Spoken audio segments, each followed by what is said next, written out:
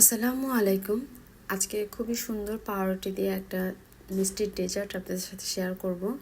খেতে খুবই মজা, দেখতেও বেশ আকর্ষণীয়। বাচ্চা থেকে বড় সবারই কিন্তু খুবই পছন্দ হবে।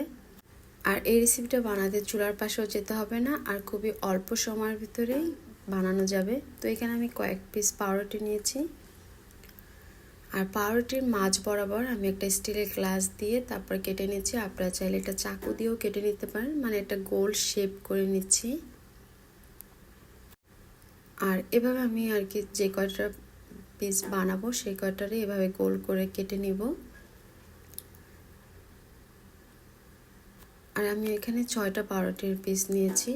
তারপর এটার জন্য একটা মালাই তৈরি করব। এর জন্য একটা বাটিতে আমি মালাই দিয়ে দিচ্ছি। তারপর দিয়ে দিলাম 2 টেবিল চামচ গুঁড়ো দুধ, আর দিয়ে দিব হালকা একটুখানি চিনি। তারপর আমি খুব ভালো করে এটা মিক্স করে একটা মালাইয়ের মতন আর কি তৈরি করে নেব। ঘন একটা উপাদান হবে।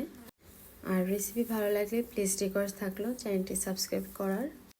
এখন এটা একটা সাইডে রেখে আর একটা বাটিতে আমি লিকুইড দুধ নিয়ে নিচ্ছি।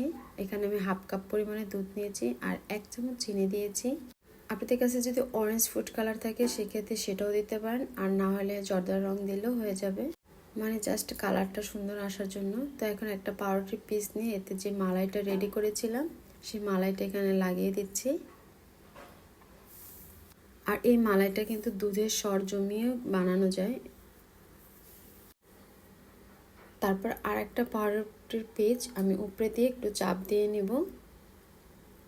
তারপর যে দুধটা আমি রেডি করে রেখেছিলাম সেই দুধের ভিতরে একটু চুবিয়ে নিব। খুবই আলতো হাতে এটা করতে হবে।